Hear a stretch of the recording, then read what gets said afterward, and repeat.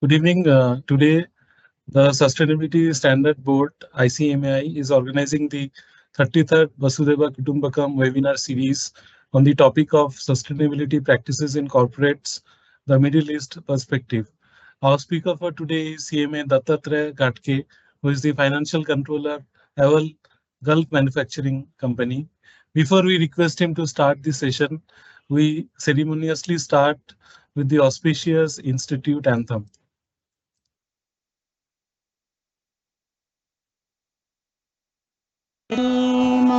सद्गमय तमसो मा ज्योतिर्गमय मृत्युर्मामृतं गमय असतो मा सद्गमय तमसो मा ज्योतिर्गमय मृत्युर्मामृतं गमय असतो मा सद्गमय तमसो मा ज्योतिर्गमय मृत्युर्मामृतं गमय.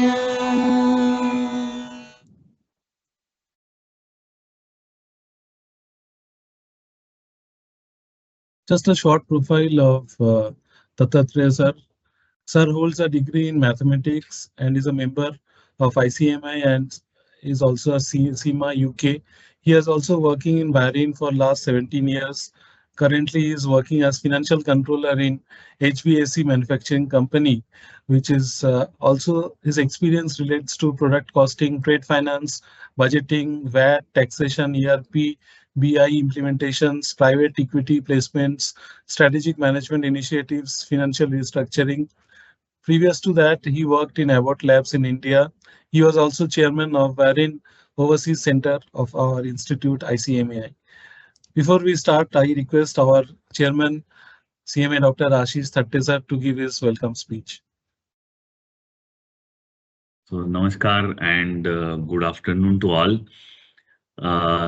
I'm very privileged and very happy to speak today because my very old colleague, 20 years old, when we worked together in Abbott India Limited, Dattatreya Ghatke sir is the speaker today. And, I have very fond memories of whatever 2 years I worked with the company, and so much good time we have spent in the company. And I have one more very good memory of Ghatke sir is that when I was in Bahrain 2016, he had arranged my lecture as well. So when he was chairman of Bahrain Overseas Center, unfortunately, after taking over as a council member, I had not been to Bahrain, but that's my grudge, which I may be completing in another 2 years before I complete my tenure. So thank you so much, Dattatreya Ghatke sir, for accepting our invitation to be speaker today. On the various other activities, on the front of various other activities, we have released our guidance note on the ISS 1, ISS 2. And I was expecting some good responses on those guidance note. So I think we have been extending that date also of the guidance note because they are at the draft stage currently. So my request to all of you, all the listeners today, that if you have not gone through those guidance note, kindly go through those guidance note. Our team at SSB has taken a lot of efforts to create those guidance note, and they need I mean, we also know that any gentleman can't be perfect anytime. So if you have any suggestions, if you think that any improvements are possible, these are our institute publications. So if you feel that if any improvements are needed, do let us know. Do write back to us with your suggestions so that we will discuss that in our next meeting. So thank you so much to Dibyendu Roy ji and Ranjit Krishnan sir. I mean, this is very religious that every time we on Friday, second and fourth Friday, we are meeting and we are doing this our Vasudhaiva Kutumbakam series. Thank you so much to both of them, Roy Saab and Ranjit Krishnan sir, who are taking efforts for the successful conduct of this series. And I must mention to all of you that yesterday only I met once again IFAC President Jean Boucon, the IFAC President from France, and he has appreciated our efforts once again. If you remember, we have conducted Sustainability Month. We concluded Sustainability Month with Sustainability Conclave on 31st of January 2025, where he was chief guest and he was appreciating and remembering our Sustainability Standard Board. So thank you so much. I know you all are very eager to listen to Dattatreya Ghadge sir all the way from Bahrain. Thank you, Dattatreya Ghadge sir, once again for joining our session. Thank you so much. Back to you, Roy Saab. Thank you, sir, for your welcome speech. I will request Dattatreya Ghadge sir to start his presentation. Over to you, sir. Thank you. Well, good afternoon, everyone. Jai Shri Ram, Sat Shri Akal, and Assalamu Alaikum from Bahrain. I will share my presentation first.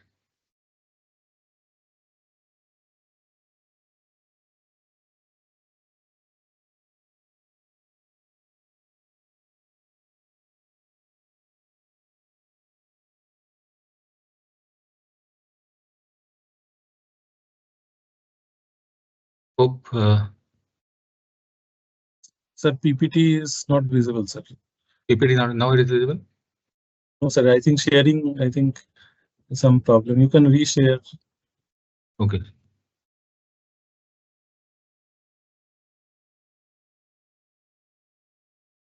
Yeah, it is coming. It is there PPT now? mode. No, sir. PPT mode, sir. I think PPT mode is not there. Hey, Ghadge sure. sir, you are sharing your screen. Ah. So what has happened is, now it has come, but it's not in the PPT mode. I guess you have to put it in the PPT mode. So on your screen, no, on the right side, Next. Yeah. Yeah. Yeah. Now it can be seen. Now it can be seen, but I think you have shared your screen. I think so. Okay. So That I is why it should is stop. coming short. Okay. Okay. So then I'll stop sharing and I will share only the presentation. Stop sharing. When you open that share button, it will ask you which window. So go to that 3 windows or 4 windows, which may be on your right hand side. Okay. Yeah. Now. Now you go to the screen. Now that's better. Correct. That's perfect, sir. Perfect. Okay. Yeah. Now I'm seeing, right. Okay. Thank you. Well, good afternoon, everyone again. Just a brief introduction of myself. Of course, the Roy sir has already given. I'm a proud member of the Institute of Cost Accounts of India. Later on, I became SEMA member as well. I worked in India for almost 15 years with Kansai Paints, Abbott Laboratories, wherein I was working with, I was privileged to be working with Ashish Tatti. And I moved to Bahrain in 2007 as a finance manager. And then currently I am the CFO of this company. We are an HVAC management company. We manufacture in Bahrain and export to almost the entire Middle East. I have an exposure in various accounting areas: finance, costing, treasury, ERP, BI implementation, internal audit, private equity, restructuring, strategic initiatives, and those. I have been chairman of Bahrain Overseas Center of ICL. Last 10 years, we have been conducting various programs, seminars, events, and guiding the CMA students. Of course, after COVID, we had to curtail our activities. And since then, we are working at a very minuscule level. And we hope to come back with a bank. And this is where I invite our chairman, Ashish Tatti sahab, to visit Bahrain. And let's have a plan one event. Now, our goal today is this presentation is to apprise participants with sustainability practices currently being adopted in the Middle East.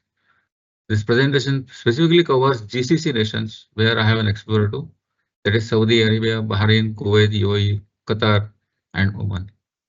The presentation aims at highlighting critical sustainability issues in the region and also identify the growth opportunities for professionals and practice in this field. And in the end, I would also highlight the role of management accountants and the scope for them in this sustainability practice. I hope you are understanding, are with me. Now, at a glance, just to capture what is sustainability, we all know that there are three pillars of it: environmental sustainability, which includes energy efficiency, waste reduction, resources conservation, biodiversity protection. We have economic sustainability, where green business initiatives, ethical and fair trade, sustainable finance. And then we have social sustainability, where inclusive growth, education, training, awareness, health safety, employment generation, culture generations. Now there are many more factors available, but I find that these factors are most crucial and most critical in today's sustainability issue assessment.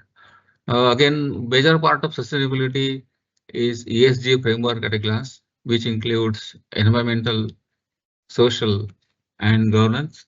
With governance, we have corporate governance, we have anti-corruption, we have business ethics.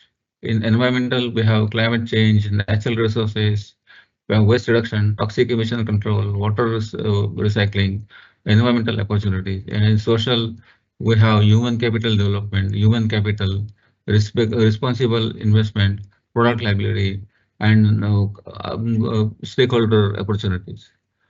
With this framework, now let us look at what GCC is. So most of you have, many of you have visited GCC, many of you have seen photos and heard about it. So this is what our impression about GCC is, that the swanky cars, high-rise skyscrapers, big malls, and a high-driven perfume, well, life with perfumes. So this is what we know, most of us know about the GCC. But very few of us know this side of GCC, that there is a hill station in Saudi Arabia, there is a diving activity in Bahrain, there are mountains in Kuwait, and there are lakes and mountains, and there is a what's like vegetation culture in Qatar. And those who stay here, probably even many of them, those probably don't know these areas. I have myself been to this beautiful places in Saudi Arabia, and it's really like Kashmir. Now, what is the key pillars of economic activity? Is first of all the energy, the real estate, the tourism, Dubai financial markets, I mean Qatar and Dubai, manufacturing activities in large scale, and uh, port operations. Dubai Jebel Ali port are famous for these activities. Now, the sustainability revolves around these three issues: that high modern life, the nature, and these economic pillars. Before we dwell into the further sustainability issues in GCC, we need to understand the basic economic parameters, and here they are. So we have GDP. In nominal GDP in US dollar, it's around $2.1 trillion, while India is now 4.4 something. Saudi Arabia is important, 1 trillion, UAE half a trillion. If you look at the GDP growth, it's hovering around 3% to 2%, which is very well on par with the world average. The population of GCC is only 62 million, while the other countries such as Iraq, Iran, Egypt, Yemen, and other countries in the Middle East almost 200 million. So that makes it around 2.6 million. So if you see, only 62 million population is generating around 2 trillion value, giving rise to very high per capita income, which is hovering between 30,000 to 30,000 to 35, 70,000 in GCC countries, whereas India has 2.8, China 14K, and of course US is 85. If you look at the exports of these countries, if you see half of the almost exports are the GDP is into export, and majority of it, as you know, is into oil and gas exploration, oil resources, and therefore the problem of CO2 emissions comes in. So as against average of say 2,500, 30,000. Saudi Arabia is 750, 250, so which is quite on a higher side. If you look at the AQI, air quality index, it's around for GCC it's higher than the world average. It hovers between 50 to 80, while the world is at 35. Water recycling rate are again between 5 to 10%, while the world average probably some countries are crossing 20%. And the most important, the energy consumption per person per capita is very high in GCC. Saudi Arabia 12,000 kilowatt, UAE 15, Qatar 25. And while the world average, say USA is 12K, India is mere 1.2K, and China 5K. So with this background, we can understand we can probably guess what are the critical issues in terms of sustainability. Now which I will list them. So half of the fossil fuel energy products in the world happens in GCC, and 25 to 30% it is consumed in GCC itself. Extreme heat conditions and private transport culture, like everyone wants to drive their own car. This leads to higher energy consumption. Government subsidizes the energy bills, and therefore which drives the consumption. Of course, now subsidies are winning, governments are reducing subsidies. Majority of the usable water is obtained through desalination plants requiring higher energy. Heavy industrial oil and gas complexes, metal industries such as Alba in Bahrain and Oman leads to higher demand on energy resources. While the population of GCC is growing at 1.6%, the world is probably going at 0.9%. So this adding an extra 0.7% population load in this area. As the world looks towards non-conventional energy, the GCC must diversify its exports and manage home consumption so that it drives along with the trend. Significant population of expected workforce, which ranges from 30% in countries like Oman to 80% in countries like Qatar and UAE, which is there for since many decades. The employment amongst the GCC nationals is between 10% to 15% against the world average of say 5% in most of the world. And therefore, there are significant efforts from the initiatives from the government to push for localization and reduce the dependence on expatriates. So emergence of GCC as a key player in the world economy, such as UAE and financial sector, KSA in manufacturing sector. This is also an important factor in sustainability practice. Now, looking at this, we need to know what are the GCC countries looking at when we speak of sustainability. So the first thing is that they are working towards zero emission to ensure sustainable environment, and they aim to become net zero carbon economy by 2060. They want to diversify energy generation from fossil fuels to the non-conventional such as solar, wind. Fortunately, due to extreme heat conditions in this region, this is also very promising business opportunity. Reduce the water pollution, air pollution, solid waste pollution, and recycle the water resources. It's also on their one of the main agenda. Explore and expand sustainable business model, which will continue to generate employment in the future. Because with the population base they have, they want to ensure that their generations continue to have better living standards. Ensure social development, health, public awareness, promote gender neutral employment opportunities, and particularly develop women workforce and improve their social status. Traditionally, the women have not worked in the field in offices, but last few decades, women force has come ahead. They are better educated and they are seeking their equitable right at workplaces and to social places. Uplift the living standards of the society in equitable basis. Promote fair, ethical, sustainable business and environment. Improve governance, transparency, accountability, and the business transactions, and ensure Arabic culture sustainability. This point and is an important point which I will come in the end. Now, who are driving this sustainability? The first important part is the governments, large corporates, and then a large MSME segment. Basically, large number of industries with having very low dominance or very small impact, but as a segment as a total puts a good impact. So the governments bring regulations, define and derive the policies for sustainability. They promote awareness. They define and monitor KPIs and provide directives to the industry. In many parts of this region, there are various conferences, seminars, awareness campaigns, which I also been part many times for sustainability issues.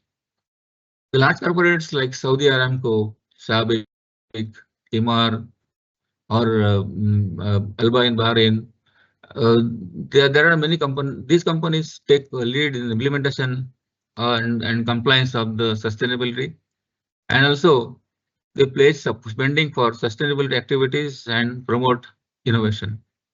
Of course, the MSME segment, they have very limited capability. In the small area, they are best suited to follow the rules and compliance and participate in the initiatives with this. With this background, now we understand what is the critical area of critical issues for sustainability in the Middle East. Who are the driving factors? Now let us turn to what the governments are doing here.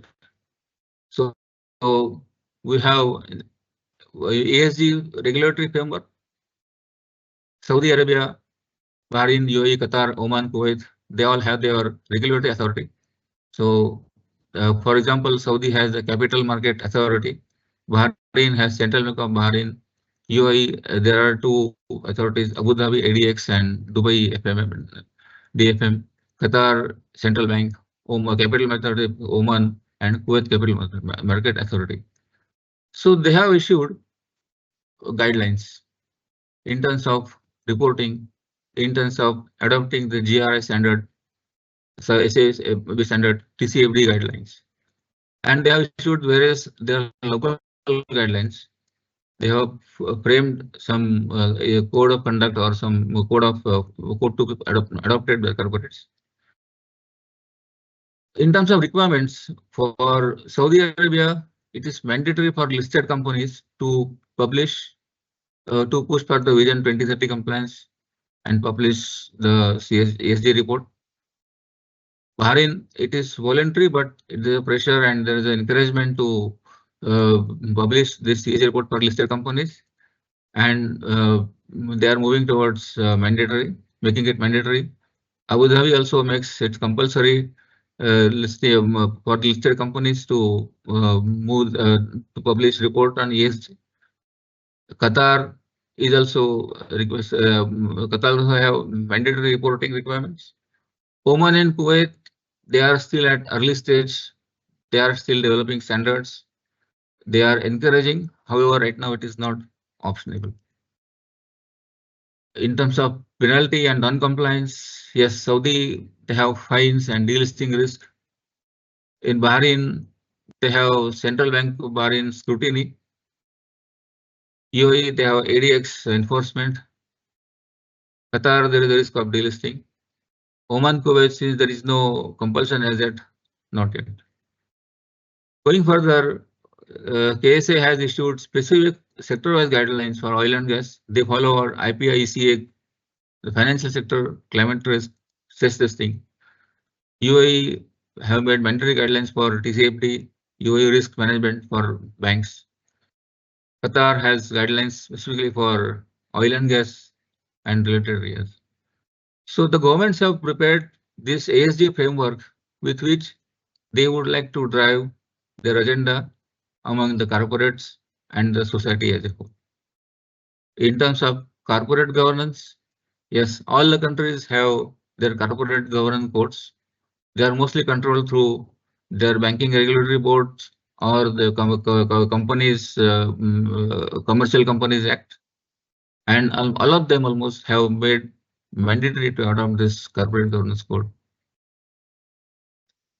In terms of focus area, there is for KSA, there is strict governance and rules for audit committee and related party disclosures. In Bahrain, there is strict governance for banks. In Qatar, there is strict governance for listed companies. Oman, yeah, it is under development. Kuwait is still encouraging. While in terms of adopting the corporate governance, this region faces some challenges. The major corporations, large corporations, are either state-owned corporations or dominated by a family-owned organizations. For example, we have Kanuz in Bahrain, Almoids, Al Futain in UAE, ALJ Abdulaziz Jamil in Saudi Arabia. So these corporations, they are large corporations with most of the shareholding concentrated at the family levels. And therefore, the culture of minority shareholder or their rights or the activism is not very active, is not very known here. There is not much relevance here. So adopting a corporate governance is more in text rather than in spirit. Also, the environment is rather weak, or there is not much need felt here. But yes, they are developing year upon year. When I joined Bahrain, Gulf 15 years before, from that point to now, there are big differences. One more point is that adequate independent directors are not available in adequate level. I mean, the people with that kind of governance expertise or ESG expertise, probably I have not seen many of them adequately available, abundantly available, as in India or other Western countries. Now there is an energy efficiency framework. This is a very important for GCC countries because the major driver for efficiency control or improvement or reduction of energy consumption, it will be through these programs. So each country has their program. For example, Saudi energy efficiency program, Bahrain has a program, UAE has an energy strategy, Qatar has a national program for conservation, Oman has a national program for a national energy efficiency plan, Kuwait energy efficiency plan. And they have set targets for themselves. For example, KSA has set 30% energy savings by 2030. Bahrain has 6% by 2025, which is achieved. UAE has said 40% efficiency by 2050. Qatar has 20% by 2030. And there are various standards. Then there are Compliance Authority, SESO, Sustainable Energy Authority, ISMA, MME, and Kuwait has scientific research and MEW. Now, what these standard authorities do, that they are the controlling and registration authority, accreditation authorities for all the products that sell in the these countries, and all the these countries, all the suppliers, manufacturers or importers have to register with these authorities, and they have to achieve the compliance certificate for all the units sold which basically consume electricity. And compliance is being forced in locally manufactured goods as well as imported. There are active mechanisms for taking market surveys, sampling from the sales points to monitor this compliance. And there are heavy penalties for non-compliance. And standards are also periodically updated. Energy efficiency labels have been made mandatory for all equipments, air conditioner, fridge, heaters, etc. And the momentum to catch up the world has picked up in the recent year. From my own experience, I can tell you, until 2017, there were the regulatory standards and efficiency standards were just minimal that anyone could match it. In 2017, the governments in Saudi Arabia, UAE took very strong bold steps that they wanted to improve the ER ratio, the efficiency ratios year on year, and really they made all industries and all importers to qualify this. We also went through a big churning processes. We all had to work hard in improving our products and ensuring that the energy standards are matched. And with the zeal and the drive which they are moving it, I think that has made big differences. The issue here is that this is applicable for the new products. Say today I buy a new air conditioner which comes with a latest high efficiency ratings. However, there are millions of air conditioners already in the field which are running for the last 10 years or 20 years. Unfortunately, nothing can be done about that. So they will continue to drive higher energy. So this area remains to be controlled. However, as compared to ESG or corporate governance, energy efficiency has really taken a positive step. Then there are codes for green building codes, and UAE have really adopted well in this area. They have made mandatory to employ HVAC solar-based systems in their buildings. And we can see from last 5 years developments, almost all new development infrastructure projects have very strict guidelines in terms of energy consumption, savings, and safety and environmental related things. With this, we talked about the ESG practices. Now, one of the important pillar of the sustainability factor is that ensuring people development. Traditionally, the natives of these countries probably were not in the workforce. They were doing business, they are doing trading,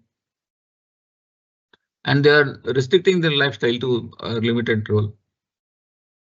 In the recent decades, the local nationals have taken to the employment, and governments are ensuring that nationals are given priority in terms of jobs.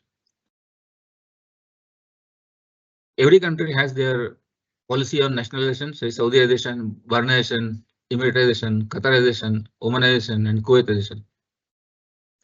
For example, Saudi has made 40% nationalization, that mandatory 40% of the employees should be from Saudi Arabia. Bahrain has made 30% workforce to be from Bahrain.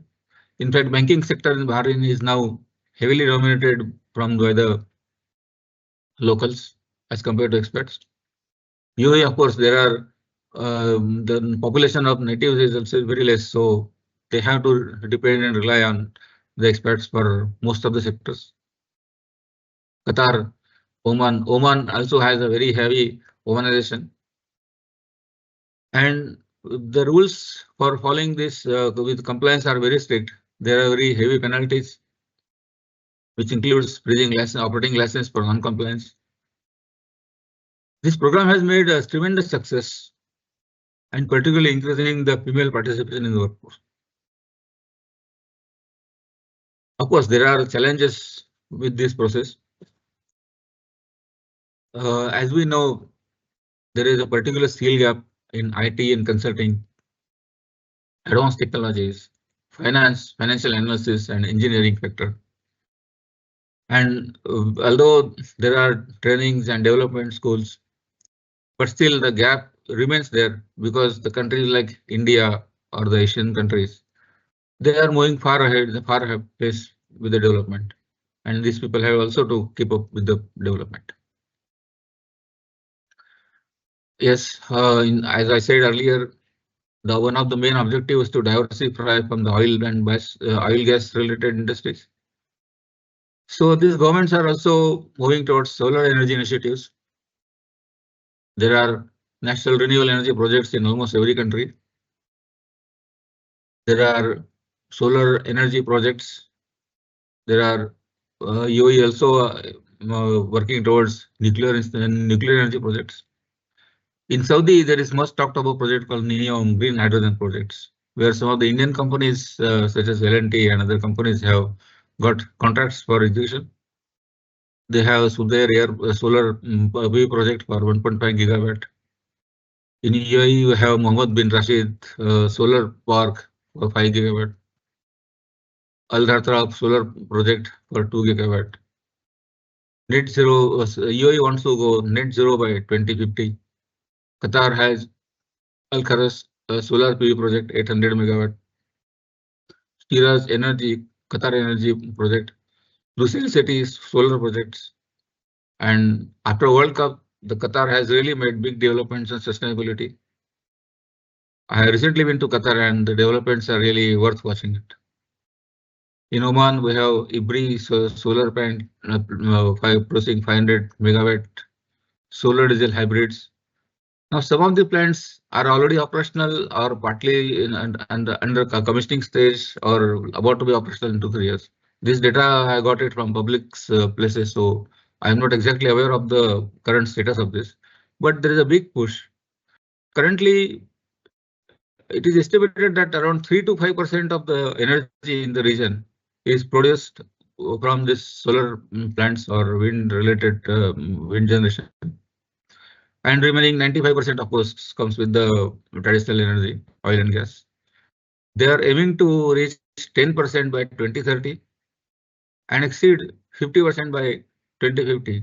Of course, they want to be net zero by 2060. So due to higher heat exposure in the region and high ultra UV light penetration, this area offers a tremendous opportunity. But the issue is that earlier this could not happen because the energy costs were very low and there was a substantial investment when we implementing solar panel. For example, my company also, we received various offers for implementing solar panels on our rooftops, but the investment was such huge that it did not justify the investment. But the trends are changing because these countries are reducing their subsidies for energy, and therefore the cost of energies are going higher. And at the same time, the cost in investments in the solar panels and other infrastructure are coming down, and therefore it is making economic sense. And there are power purchase guarantees agreements being promoted by the governments. So this is certainly looking to be a very sustainable and very promising field. Now, this is what the governments are doing in their area. Now, what about corporates? So the corporates such as SABIC, ADMSC, UAE, Alba and Bahrain, Emaar Properties, and Aramco. I mean, to name a few, but there are many large companies. So these are the companies who are leading the sustainability growth. So they are issuing the annual reports. They have active departments in the organizations who are constantly working for this. They are committing and pledging investments for sustainability research and development. They are funding green projects, blue hydrogen projects. They are funding circular economy initiatives. They are promoting waste reduction, water recycling, and also promoting local employment. There is a joint push by the private sector and the governments under IPP model to build and operate power plant. And of course, the power will be sold to the state-owned utilities, such as, for example, the ACW Power in KSA, Masdar in UAE, Alfanar in KSA again, Total Energies, Jinko Solar. These are some of the major projects coming up in the joint sector of solar energy development. Private sector is also participating in waste management and recycling. There's a company in Masdar Beach company, which is basically converting the waste into power generation. And there are numerous MSC segment companies, like my company also has a subsidiary in this region, this area, whose main job is to waste collection, processing, recycling. And one of the critical features here is because the sheer number of automobiles, there's a large collection of batteries and tires. So there's a big industry which processes these batteries.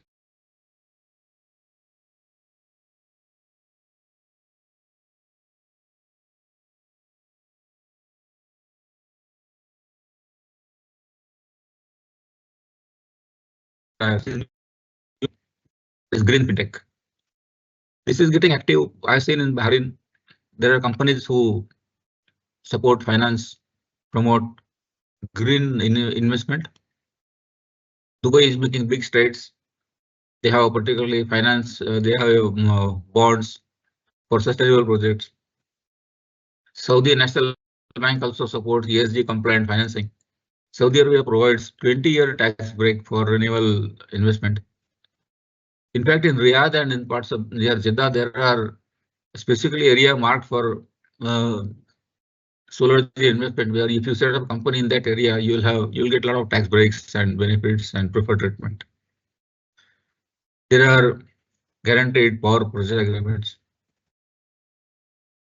These are some of the sustainability reports. Saudi Aramco, SABIC, and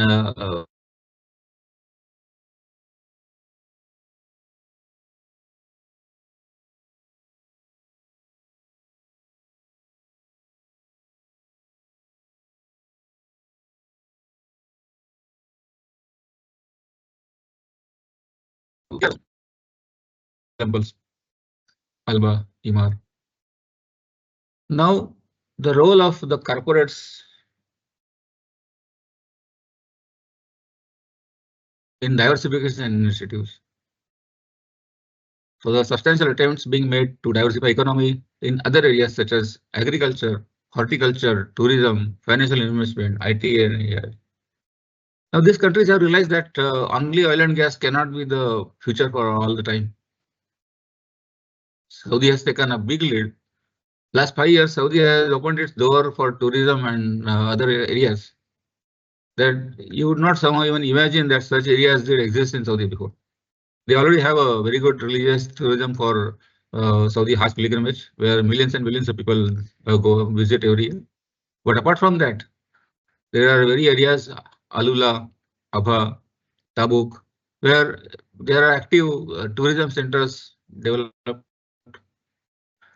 Saudi recently are making big stride in financial AI investment. Recently, last month itself, there was a big agreement between Saudi and USA, where there will be big AI center would be set up, data centers.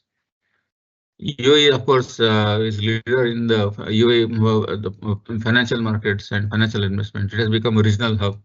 Even Qatar has come up very well. There are large agriculture fields in Saudi Arabia, which even produce wheat, and of course the dates and horticulture, and there are other vegetables. Because this ensures that the environment remains sustainable, and also the local people get employment, and particularly some of the jobs are low-skill jobs, because everyone can't have the higher technical skills, and they need to ensure employment for all the levels of the population. And tourism and agriculture and those areas really provide good initiative. There is one Saudi has been pushing also for local manufacturing. So why I'm taking Saudi most, because this is the most thriving economy at present, and really doing some aggressive push. Of course, there are the UAE and Qatar also at very high level. So this Saudi has made mandatory that all major government contracts and the supplies to the government contracts and accessories should be made only through the Saudi companies who have at least 40% of the value addition in Saudi Arabia. So there is a certification called ICTAWA certification, which is processed through auditors, and which ensures that which basically validates all the raw material and input components of a product or service, and they certify whether the current inputs, local inputs qualify for this the process, the ICTAWA standards. There is a good consulting scope in this area also. There are, of course, UAE is a leader in Bahrain in the region, but Bahrain, Oman, Kuwait, Qatar, they're also coming up very high on tourism. And large number of private sector companies, MSME segments, are participating in this area.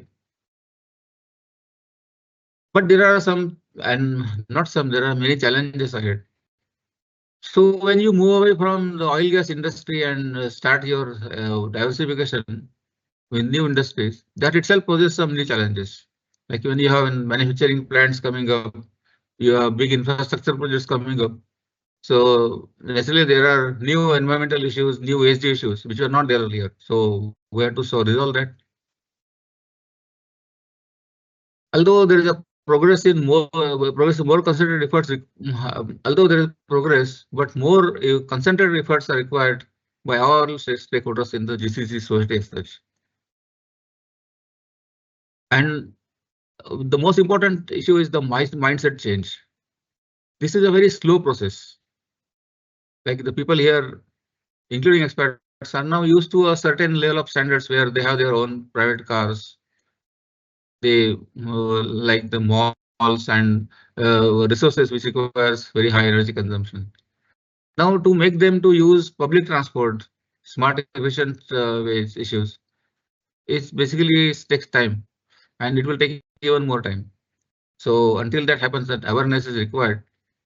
In some of the major Asian countries now, for example, Singapore or maybe in some countries, they are already have shifted to the public transport, but here in this region not, because first of all, facilities are not at par with the other countries, and then also the mindset of the people here is to have their own personal transportation. I also seen that the expertise for sustainability profession, basically the high level expertise comes from experts. Recently, there are a lot of local talent is available for in this profession. However, the core and advanced talent is still in wanting. And unless the local talent develops itself, they will not be able to apprise the real issues of sustainability drive. And there is a retaining ethnic culture and coping with modern development. So when you want to adopt a modern development from West, you also inadvertently copy their cultural habit from eating to clothing and to areas, and to also the language. But this area, the population in this area is also very sensitive to the Arabic culture. They are proud of their culture, and which, yes, they should be. Now, to preserve this culture, one most important thing is through Arabic, retaining the Arabic language conversation. So many governments have their procedures and formats in Arabic, so that people do use Arabic in their day-to-day languages. When you retain the language, then you retain the history, you retain the culture, you retain the ethnicity of the Arabic culture, and you retain the respect for that. I think this also one of the major. There are literary festival, art festivals, and initiatives, and this area has very rich art culture. I think which they are trying to preserve and promote. The major corporates are highly active in sustainable initiatives. However, the participation of other corporates is not up to expectations. There are more effects because they have limited resources, they have limited participation and limited role to play. One good thing is that they follow all the regulations. For example, if there are any environmental regulations and compliance requirements, most of the companies, whether SME, small companies, individual businesses, or the large corporations, they follow as a rule. They will not normally deviate from the practices and the limits. They will fall in line. However, more participation is required from these places. Then regulatory framework of ESG and corporate governance, particularly corporate governance, needs to grow stronger. Right now, it's just a mandatory, and as I said, the implementation is only in letter and not in spirit. Most of the companies do have independent boards, do have independent directors, do have audit committee meetings and board meetings also. But hardly there are any serious discussions, any serious initiatives from that. And all the focus is to make the compliance charge at the minimum to meet the compliance. Well, I have seen in India and other countries where this corporate governance is really taken actively.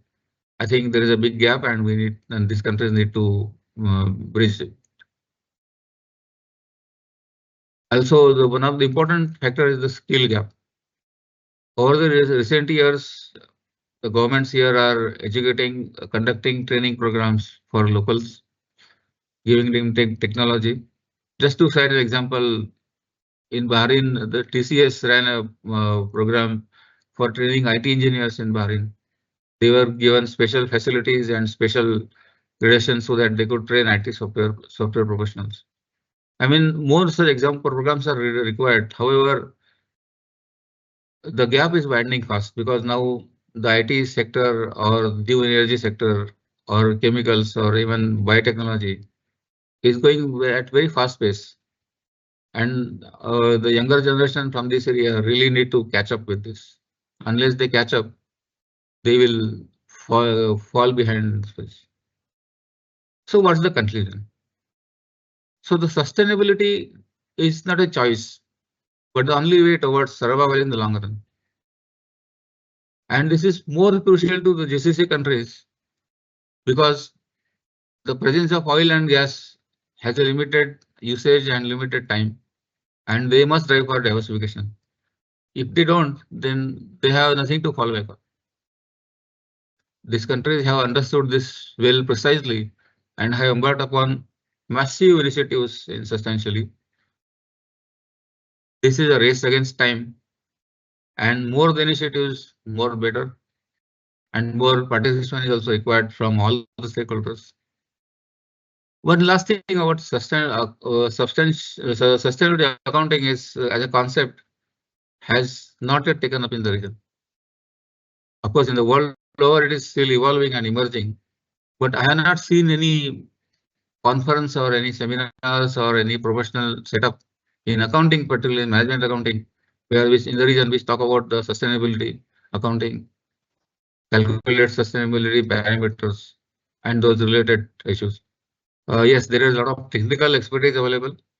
There are lots of seminar do take place. There are various initiatives undertaken, particularly in energy efficiency, pollution control, waste reduction, all solar energy, all those areas. However, when it comes to reporting and the accounting of the ratios, I am particularly not sure whether if there is any formal initiative in that. And this is the site. This is a actual photograph taken by me from when I was in Abha last Saudi Arabia last 2 years before. The mountain rose garden.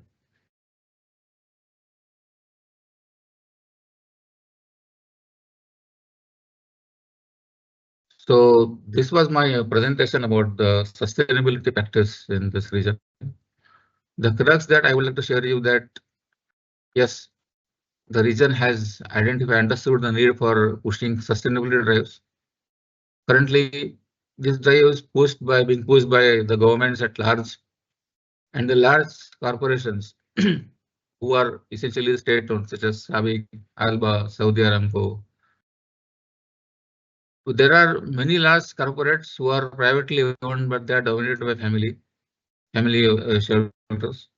They would also like to participate in sustainable issues, and they are doing their best. But however, there is a big scope for development in this area. So I think this area, the sustainability sector in this GCC region, is emerging very fast rate and half unexplored still. So there is a lot of scope for all the professionals from India in the field of sustainability to look for opportunities in this area. I'm not sure whether there are any specific job opportunities as such, but there are certain opportunities in terms of practicing, in terms of consulting, in terms of entrepreneurship. I've seen my couple of my colleagues, ex-colleagues and friends who have operated, who have started small businesses in UAE and Saudi Arabia, who are now receiving good recognition, and very soon they will be a part of the major supply chain in the process of sustainability. There are various companies in the region for the sustainability reporting, issuing guidelines, which also probably we can explore. And that's it from my side. I will just share a few more.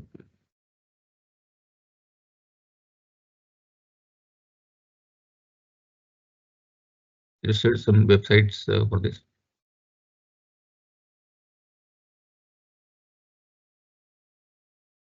This is full ESC report of Saudi.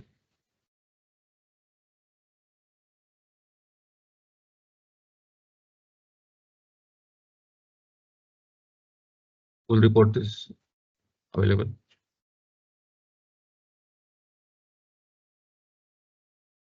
And from my side, that's it. If there are any questions, please tell. Thank you, sir.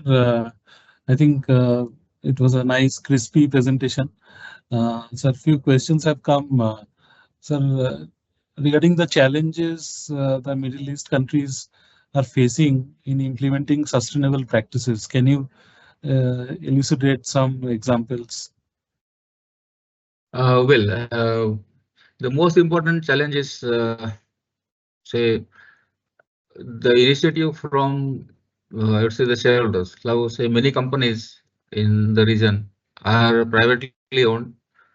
They are very large corporations and they are controlling very dominant part of their business, be it construction or HVAC manufacturing, equipment manufacturing. Unless there are very committed the compliance requirements from the governments, they will not probably pay attention to the reporting standards. And typically in this region, the stakeholders are not willing to diverge or not willing to disclose many their key ratios or numbers, be it financial or statistical. So although they are working, they are complying with the requirements. They are promoting the investments in sustainability. They are looking at the efficiency, waste reduction, efficiency. However, where it comes to reporting, that reporting probably is a missing challenge. It's not happening to the extent required. Yes, if you leave some public sector companies like Aramco and Alba and this, they will, of course, they are transparent in terms of reporting, so they will do it. But still, the large chunk of this private sector, mega sector, which is probably shy of reporting. So we will probably not from number side. And if you look into the website or the written material, or if you say look at the ChatGPT or DeepSeek, you will not get much of that information. But in the ground, there are a lot of things happening. Now, to improve those lot of things, really it is a challenge, and this needs some professional expertise and some experience. And there are a lot of opportunities available in this area also. But the challenge is to know these opportunities. I mean, the people running the show and the organization should also know like what exactly they are suffering for, what should be their goal, where they need to come, and to achieve that goal, sustainability goal, how to measure that goal. That is one major limitation. How to set the KPIs for that goal. That also is a limitation. And they don't know from where you will get this professionals. So unless there is an open communication, open reporting, open dialogue, or the enforcement from the governments, this probably it will take more longer time for sustainability development. Second challenge is, of course, in the corporate governance, because in India or in West, you have a big, large community of shareholders. In this region, many of the industries are dominated by family-owned shareholding. So, 70, 80, or even 90% of the shareholding is controlled by few individual families, and only 5 to 10% is for remaining. So, there is no scope for minority shareholders. So definitely, yes, there are guidelines for corporate governance codes. When we file the annual reports, our audit committee reports, corporate committee reports, and all those requirements are scrutinized. But they are just the numbers. Like, okay, we had 4 meetings during the year. This can discuss. But what really happened to that? That probably is not rigorously followed because it is not felt required. So for it's okay. In fact, many companies here would not even disclose their financial numbers, their annual account and banks to the people. Now, yes, there is a larger compliance. The banks have the government regulatory boards have made it mandatory to disclose financial numbers, and of course that it has improved, but still not reached to an extent where you can you can promote more this thing. So these are the challenges. So identify the opportunities is a challenge, but there are a lot of opportunities in sustainability. This is what I would. Yes. Right, sir. Sir, regarding the ESG implementation, what do you think the environment, social, and governance reporting play in corporate decision making in the Middle East countries? Can you just repeat the question? I will just. Sir, what role does ESG reporting play in corporate decision making in the Middle East countries? It makes big difference with respect to new investments. Now, all the companies who are probably starting a new line of business are diversifying investment into new projects and initiatives or expanding their operations. They are really have to take care of this ESG initiatives, because many of these countries, the finances, the banks, the finance borrowers, they are offering incentives for the companies who are ESG compliant. So the moment you prepare an ESG framework and you start publishing data, you start calculating publishing data and this thing, you become an accessible. I mean, you're the preferred partner, investor for getting those benefits from the governments. The governments are encouragingly, positively, actively encouraging the investment, the ESG compliance, and in particular in Saudi and UAE, I'm very impressed with them that they have initiated the green bonds and their national bank, and they are providing finances on easy terms for the projects who are ESG compliant. And also there are sectors now, for example, the power sector, or in my places where I'm into HVAC sector. In this area, any new projects, new development I have to do, the ESG compliance plays a crucial role, because then I'm able to comply with the requirements of the energy efficiency standards organization. So, for example, Saudi has a SSO, UAE has an ISMA standards. To comply with those standards becomes very easy if I'm into ESG this thing. And also, I have seen the confidence of the public confidence at large, because this region, many people, people are aware that they know that we don't get to know about the companies in terms of numbers. Now, when ESG reporting happens and it is reported from the large company, the public confidence in those companies increase to a large extent. So the companies who are transparent with their numbers and they have their really follow the practice.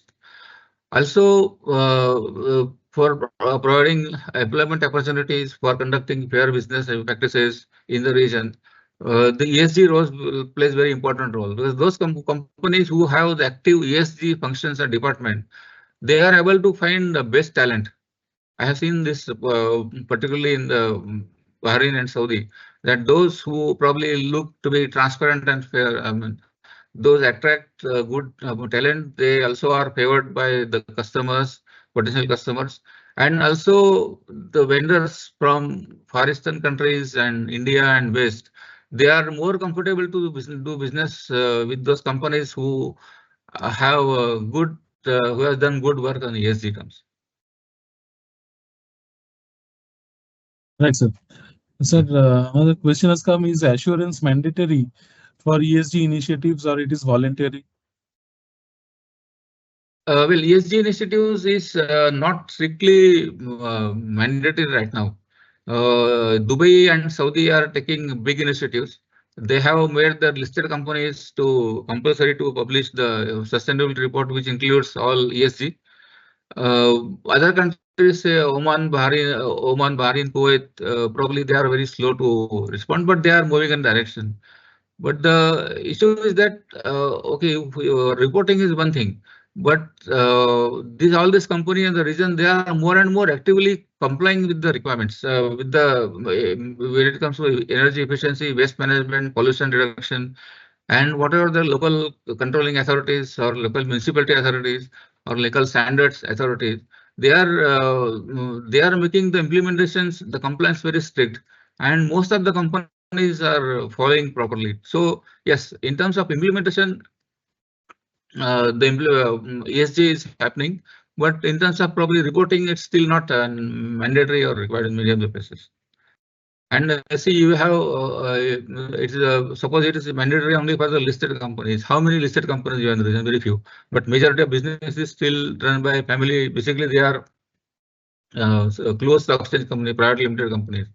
There is no actual requirement, or there is no compliance compulsion to report the ESG. But so this area will really need to take.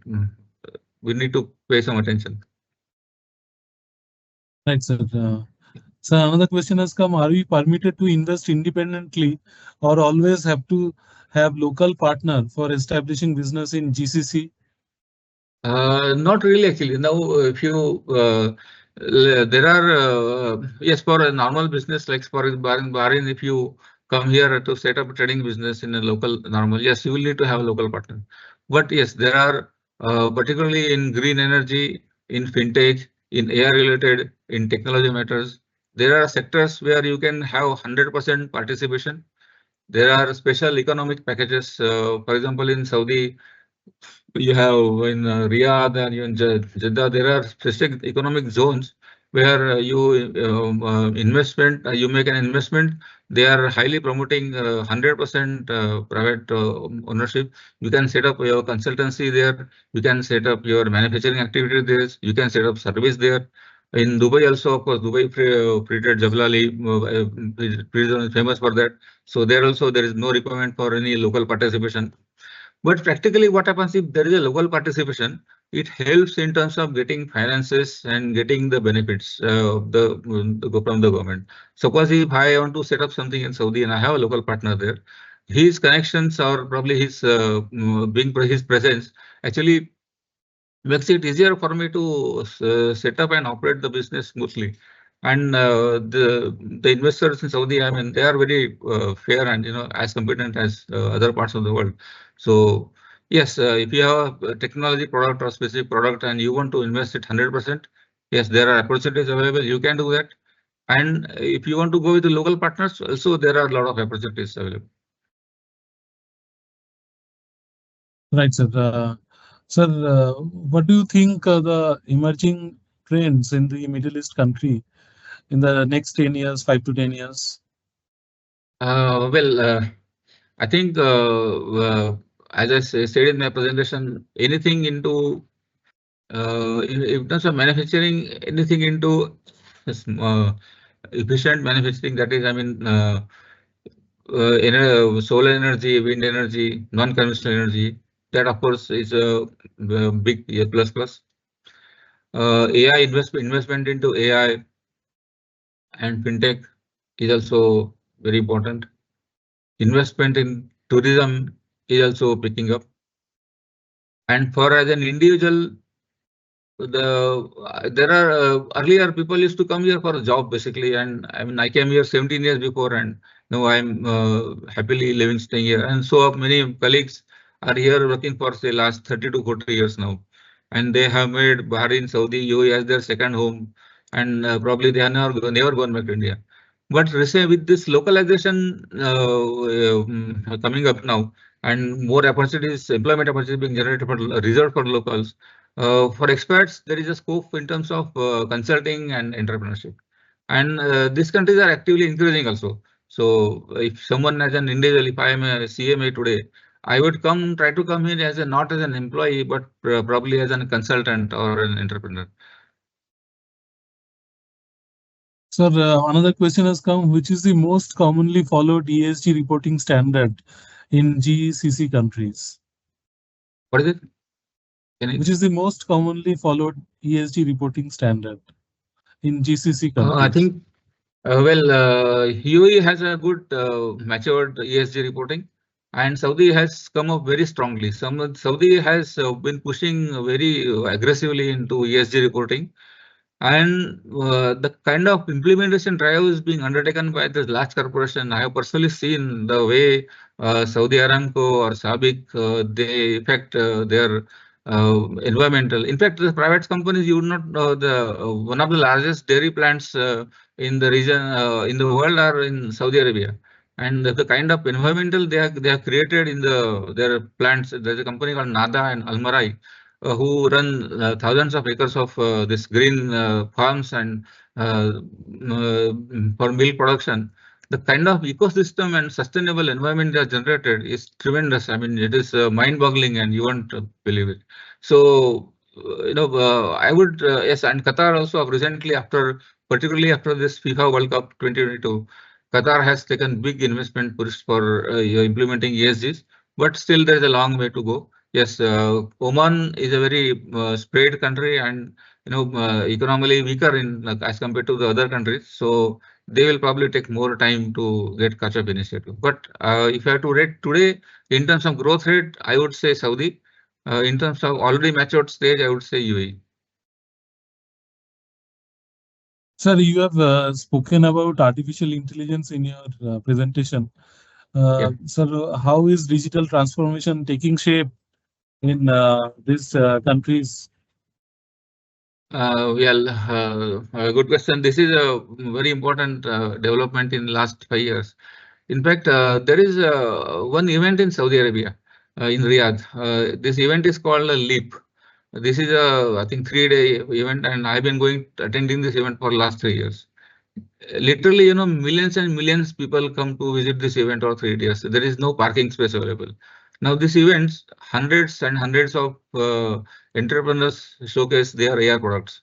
There is a big section for smart initiatives, AI initiatives. There is a section for startup companies, which is dominated by this youngsters and the college students from the region and also from India and all this thing who have come up with their product.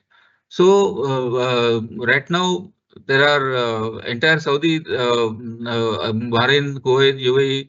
They do business with the payment methods like we do in India with GPay, all those things. So they are the young generation is very tech savvy. They are using these apps and to the maximum extent, and they are very well familiar. Even the school student here uses ChatGPT and DeepSeek for his school projects in a very professional way. So the region has really caught up with the demand actually.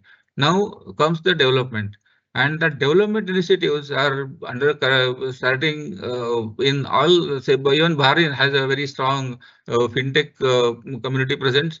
There are many fintech companies here who are promoting actively their products. In Saudi and UAE, of course, is a mature market.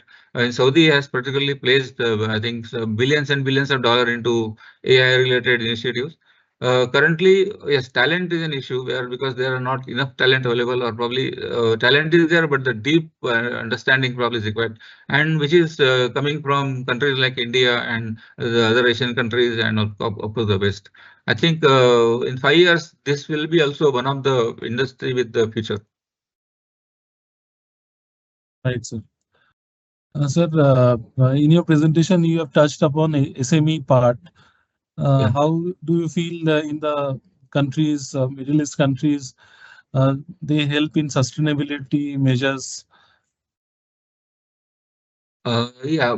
See, for example, if you say there are many SME companies who are taking, who are engaged into activity of recycling, waste management. There are many SMEs who are into the consultings. So these are filling the large ecosystem. Firstly, they provide employment opportunities to large number of people. They become part of larger network and offer that social, what is it, social value, or say business value to the ecosystem. And there are many. When Saudi Arabia, they are probably aiming at big, large manufacturing businesses. Now, to fulfill their dream, their need of being sustainability or ESG, they need a very large ancillary setup. So if there is a SABIC company in which occupies the entire township in Saudi Arabia, they need thousands and thousands of ancillaries who will produce various raw materials and consulting and services to the main companies. Now, who will run that? This will be basically the MSME sector which will be running. Firstly, it will be part of their employment change, their economic sustainable change, and they will also generate a lot of social values and economic values and sustainable development. So they play a very important role, and their role is growing day by day. They don't have an individual's MSME probably does not have much power because the power concentration is totally with the larger corporations. But if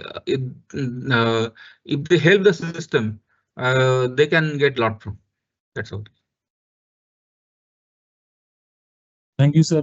I think you have given a comprehensive, I think, analytical approach you have given about the sustainability sphere in the Middle East countries, and especially for your past experience as a professional over 2 decades you are working there, and I thank wholeheartedly for taking time and sparing for today's webinar.